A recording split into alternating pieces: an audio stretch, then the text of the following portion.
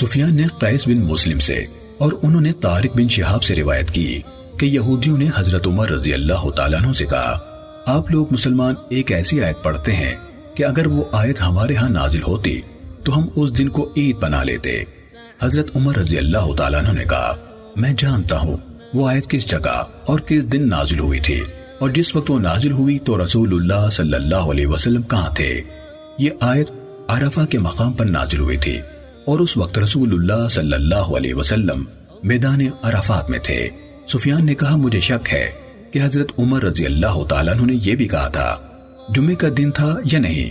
ان کی مراد اس آیت سے تھی، آج میں نے تمہارے لیے تمہارا دین مکمل کر دیا اور تم پر اپنی نعمت پوری کر دی۔ صحیح مسلم حدیث نمبر 7525۔